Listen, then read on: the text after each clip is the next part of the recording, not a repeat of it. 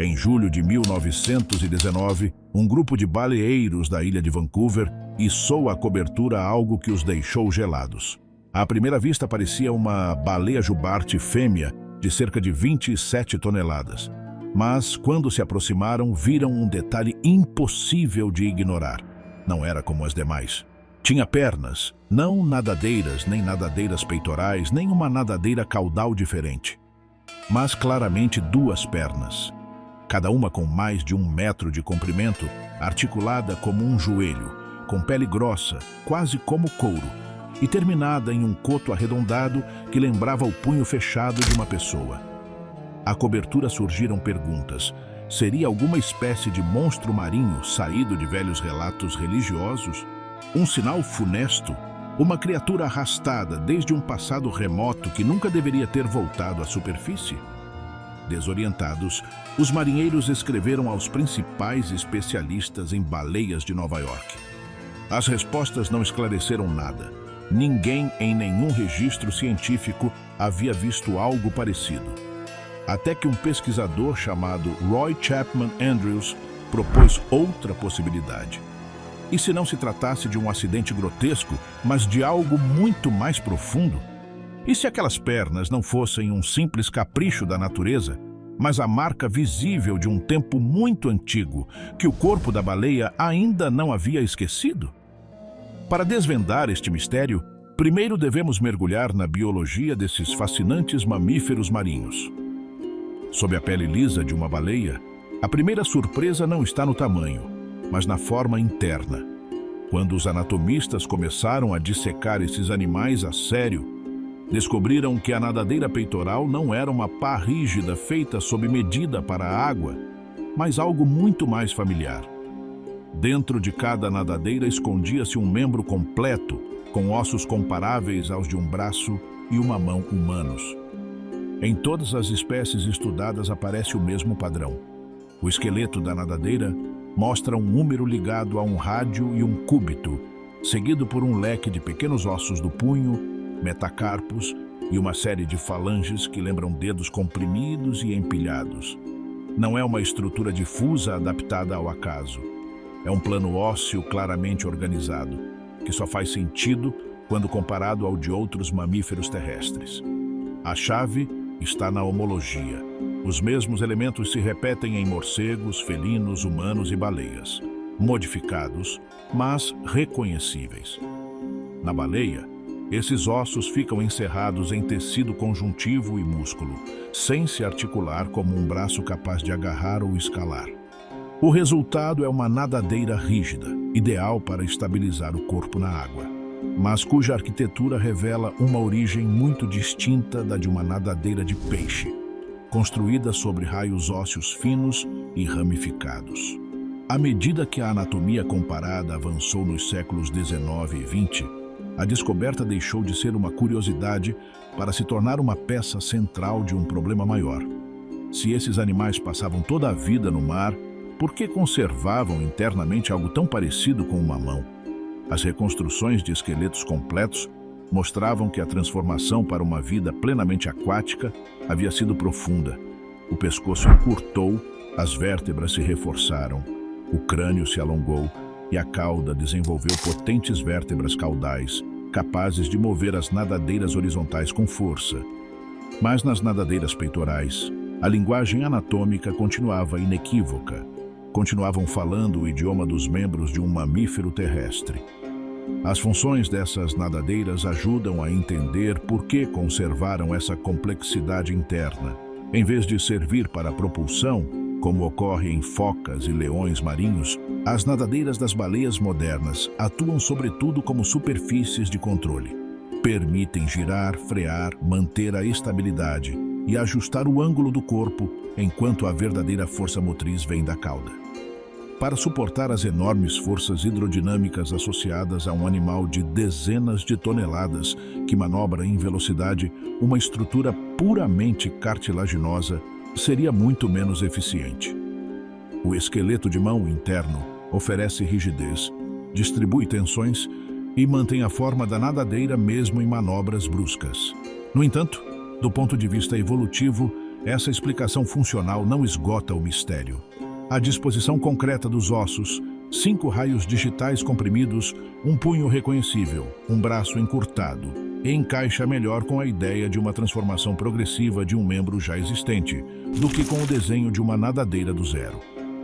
Estudos de morfologia e biomecânica, junto com análises do registro fóssil, indicam que os antepassados das baleias eram mamíferos quadrúpedes que caminhavam em terra firme e nadavam em ambientes costeiros e fluviais, usando membros ainda parecidos com patas. Quando a linhagem passou a se deslocar para o mar aberto, o membro anterior deixou de ser uma pata de apoio e se tornou um leme cada vez mais plano. Em vez de inventar uma estrutura completamente nova, a evolução modificou a que já existia. Os ossos encurtaram, os dedos se comprimiram e aumentaram em número de falanges, e as articulações se tornaram rígidas. O resultado final foi uma nadadeira poderosa, mas sua história ficou gravada na forma dos ossos que a compõem. O interessante é que esse padrão não é um traço isolado de uma espécie rara, mas um traço compartilhado por todo o grupo. As diferentes famílias de cetáceos mostram variações no comprimento das falanges, no grau de rigidez e na proporção do húmero em relação ao resto do braço, mas sempre dentro do mesmo esquema geral. Essa repetição sistemática sugere uma origem comum. Todos descendem de um ancestral que já havia transformado seus membros anteriores em remos natatórios, a partir de patas próprias de um mamífero terrestre. Aqueles pequenos ossos, isolados e aparentemente sem conexão com qualquer membro visível, chamaram imediatamente a atenção. Na maioria dos mamíferos terrestres, a pelve forma um anel robusto que se articula com a coluna vertebral e suporta o peso do corpo através das patas traseiras. Nas baleias modernas, entretanto, a coluna termina sem vestígio desse anel ósseo e só permanecem esses fragmentos simétricos incrustados na musculatura, como restos de uma estrutura que perdeu sua função original. Durante muito tempo, foram interpretados como simples vestígios, uma espécie de sombra anatômica do antigo cinturão pélvico. Não sustentavam o peso do animal, não se articulavam com qualquer perna e não pareciam essenciais para o movimento na água, que dependia sobretudo da potência da cauda e da forma hidrodinâmica do corpo. Sua posição, porém, não era completamente aleatória. Localizavam-se na região onde, em outro tempo, teriam se inserido músculos vinculados aos membros posteriores.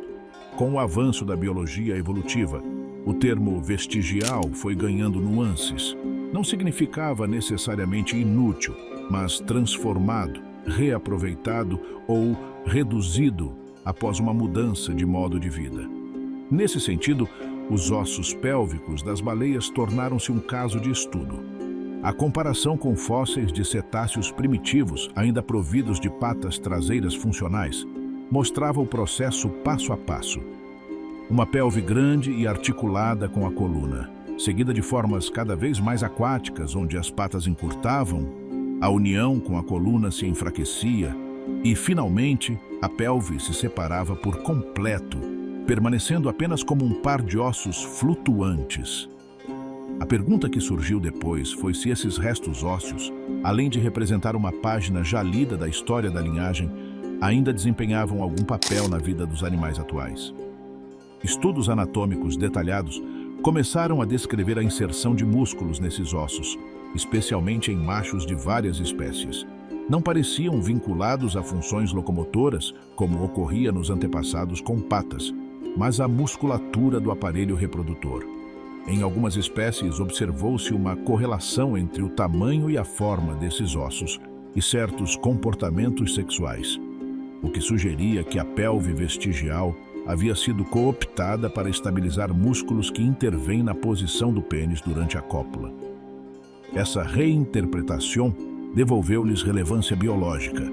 Longe de serem simples erros arrastados do passado, os ossos pélvicos haviam se tornado pontos de ancoragem especializados dentro de uma arquitetura corporal reorganizada para a vida na água.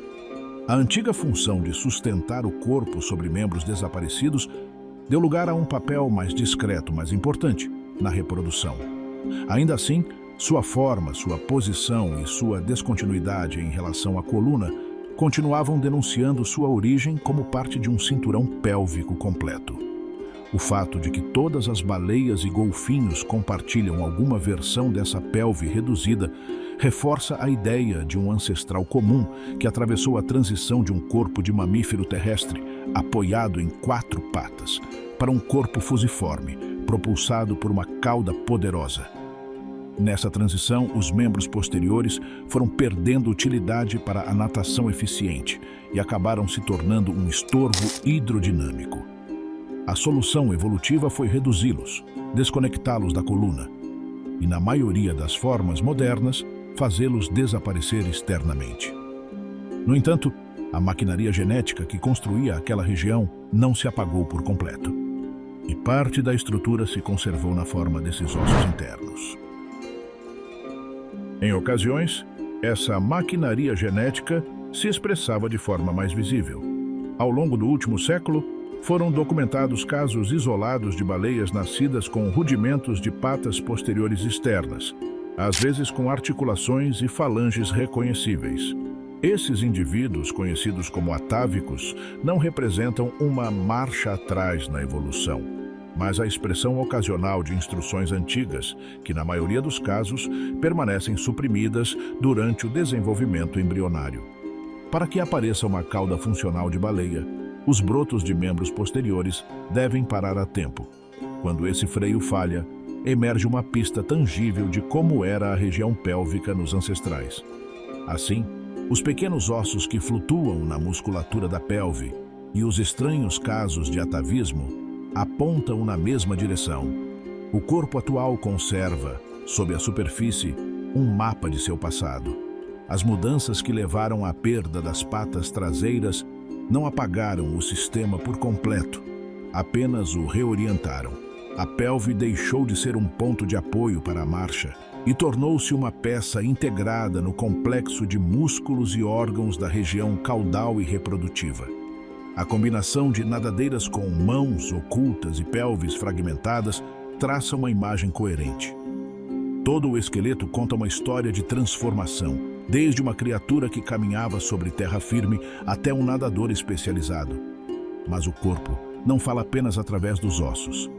Também fala através de como se constrói, etapa por etapa, desde o embrião até o animal adulto. Nessa sequência de crescimento, às vezes extremamente breve e oculta, escondem-se sinais de estruturas que aparecem e depois desaparecem, como se o organismo revisasse sua própria história antes de decidir qual será sua forma final.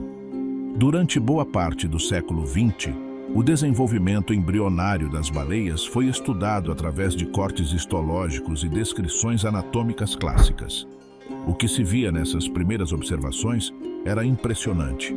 Em fases iniciais, os embriões não mostravam de imediato a silhueta fusiforme de um nadador marinho, mas um corpo mais parecido com o de um mamífero terrestre genérico.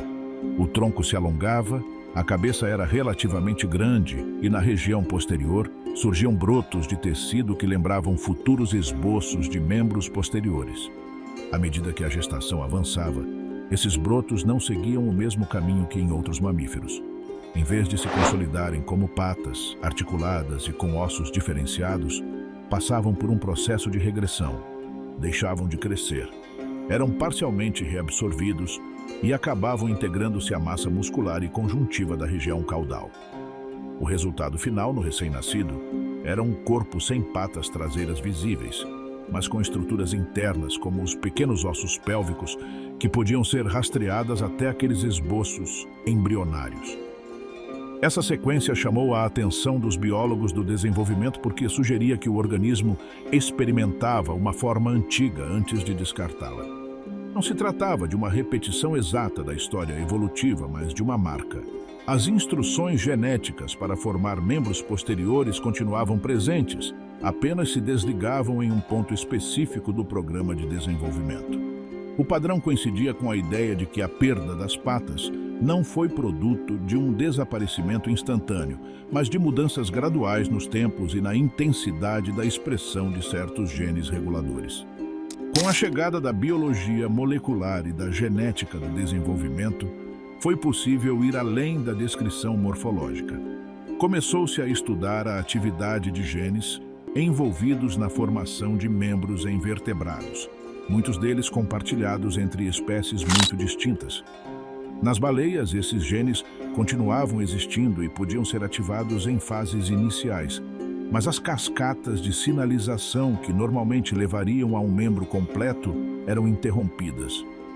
Em determinado momento do desenvolvimento, os sinais que promoviam o crescimento e a segmentação óssea enfraqueciam ou eram contrabalançados por outros que favoreciam a redução.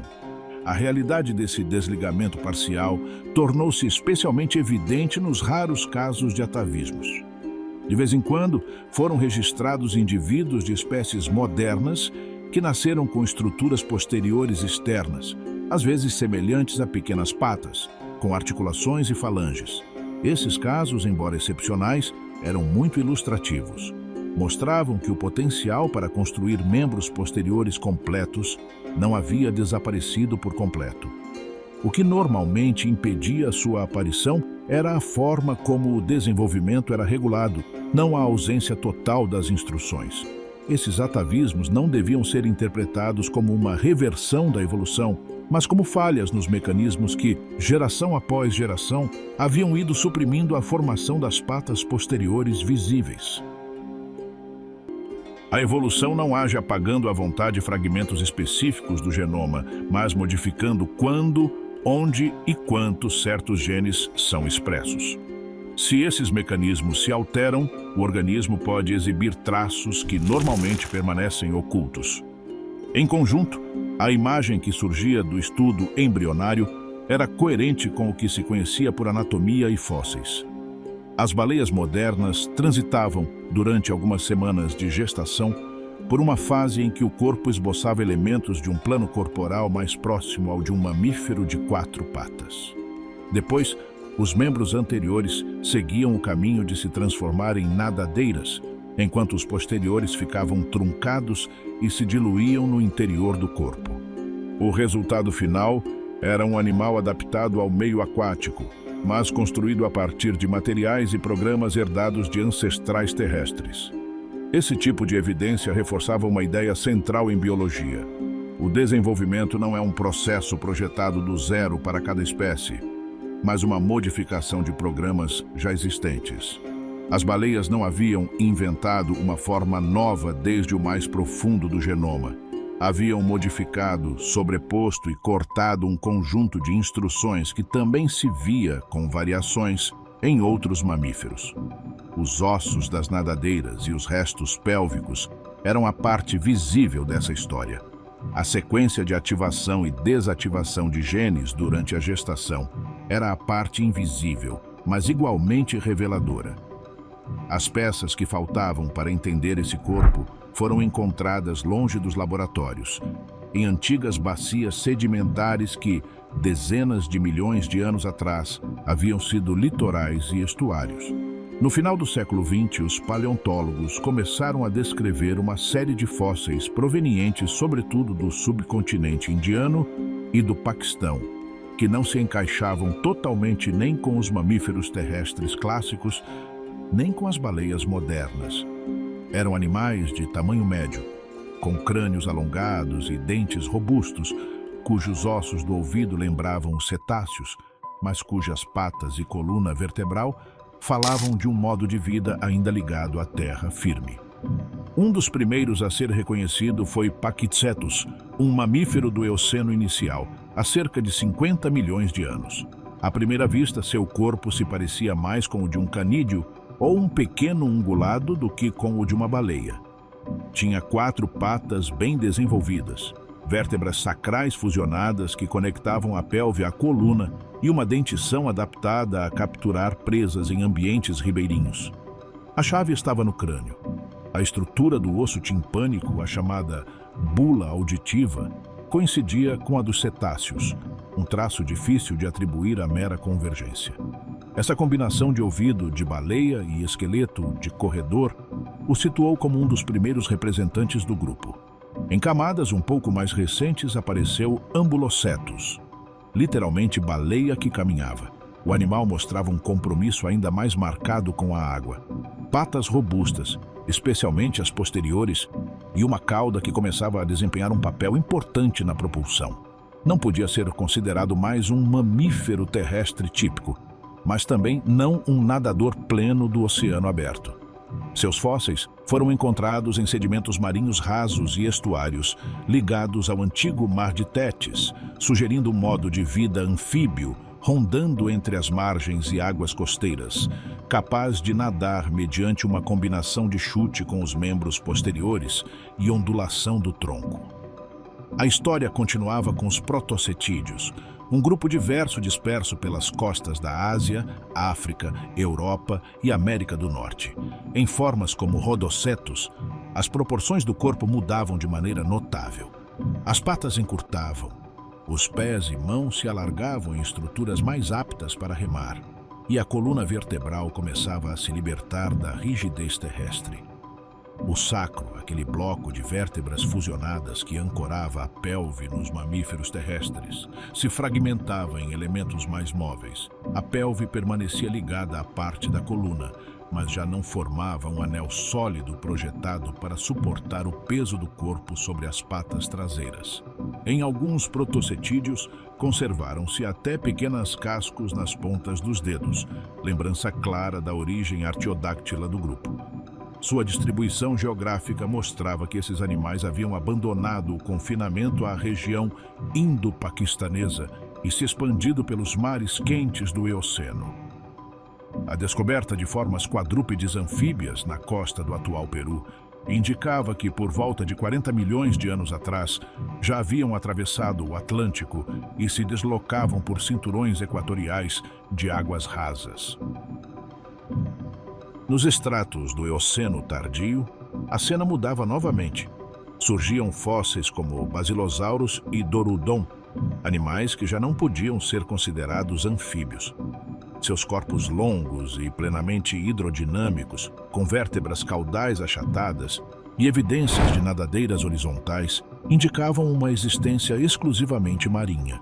Os membros anteriores haviam se transformado em nadadeiras semelhantes às das baleias atuais, e o esqueleto mostrava adaptações claras à natação impulsionada pela cauda. As patas posteriores, em contrapartida, haviam ficado reduzidas a pequenas estruturas externas, fracas e curtas demais para cumprir qualquer função locomotora, mas ainda reconhecíveis como membros completos em miniatura. Nesses animais, a pelve já não se articulava com a coluna vertebral. Os ossos pélvicos apareciam isolados, associados àquelas diminutas patas posteriores, e sua função parecia estar mais ligada à reprodução do que ao deslocamento. A transição da pelve robusta e ancorada de Pachycetus até esses restos desligados da coluna oferecia um paralelo direto com a situação observada nas baleias modernas, onde só permanecem ossos internos flutuantes na musculatura da região caudal. A análise microscópica dos ossos completava o quadro. Os primeiros membros do grupo mostravam padrões de densidade e estrutura compatíveis com animais que passavam grande parte do tempo em terra ou em águas rasas. À medida que avançava-se para formas mais aquáticas, os ossos se tornavam mais porosos ou mais densos, dependendo da região do esqueleto, ajustando a flutuabilidade e a resistência mecânica para uma vida de natação contínua. Em Dorudon, o conjunto do esqueleto revelava um nadador de cauda plenamente desenvolvido, com um corpo de cerca de 5 metros de comprimento, capaz de se deslocar de forma eficiente em mar aberto. Se esses fósseis fossem organizados em sequência, obtinha-se uma cadeia de formas que descrevia passo a passo a transformação de um mamífero de 4 patas em uma baleia. O crânio mostrava o deslocamento progressivo das narinas da ponta do focinho para a parte superior da cabeça.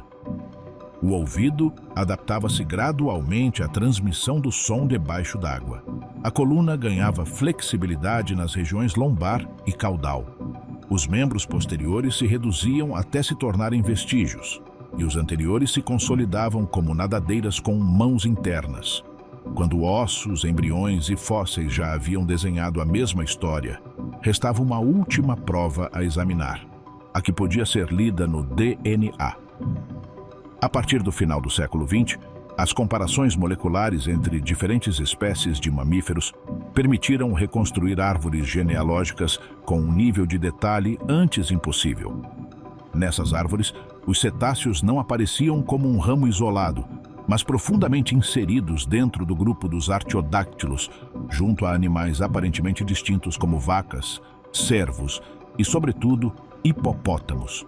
As semelhanças em sequências de DNA e proteínas apontavam os hipopótamos como seus parentes vivos mais próximos. Não se trata de uma afinidade superficial, mas de um padrão consistente que se repete em diferentes regiões do genoma. Isso se encaixa em uma cena antiga.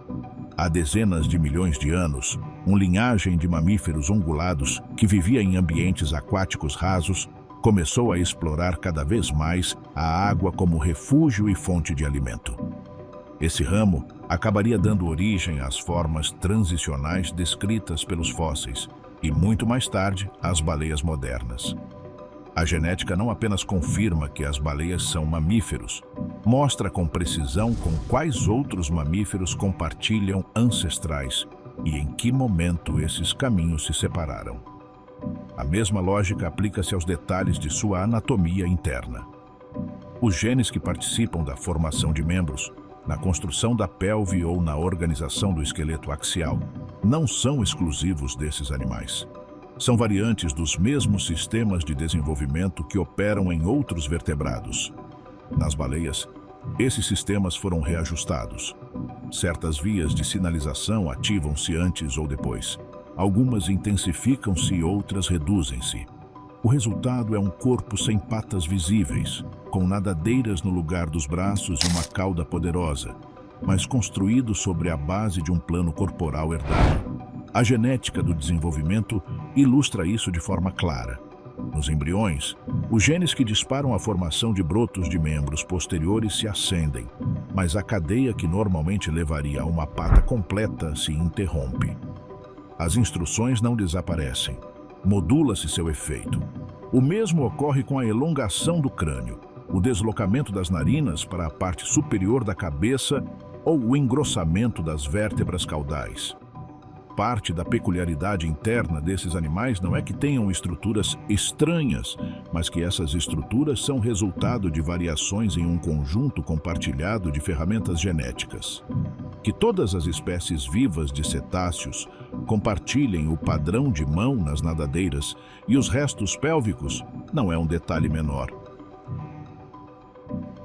Significa que, além de suas diferenças de tamanho, dieta ou comportamento, desde as imensas baleias azuis até os pequenos golfinhos costeiros, todas descendem de um tronco comum que já havia percorrido grande parte da transição da terra para o mar.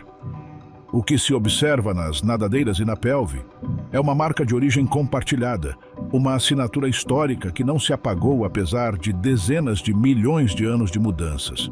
Entender essa história tem consequências práticas. A fisiologia desses animais, ou seja, como respiram, como se movimentam, como armazenam oxigênio, como se reproduzem, está condicionada por esse passado. Sua maneira de nadar, usando movimentos verticais da cauda, está relacionada a uma coluna vertebral herdada de mamíferos terrestres, não a ondulação lateral típica dos peixes. Sua necessidade de subir à superfície para respirar é uma consequência direta de sua origem mamífera. Por mais que o corpo tenha se adaptado à água, seus pulmões continuam funcionando sob os mesmos princípios básicos dos mamíferos terrestres. Algo similar ocorre com seu sistema auditivo e capacidade de ecolocalização em alguns grupos. As modificações que permitem perceber e emitir sons debaixo d'água foram construídas a partir de um ouvido inicialmente projetado para o ar.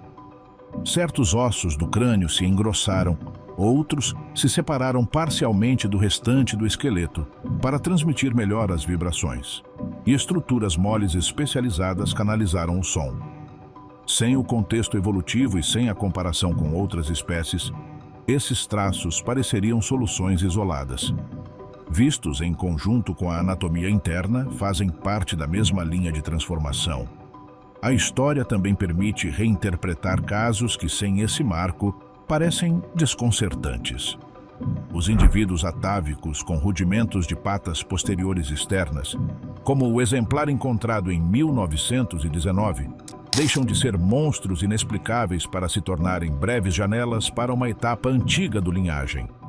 A genética mostra que não são criaturas de outra era, mas variações raras dentro de uma espécie atual, nas quais o equilíbrio de sinais que controla o desenvolvimento se alterou levemente. O corpo, por um instante, permite que se expresse uma versão antiga de si mesmo antes de retornar ao padrão habitual.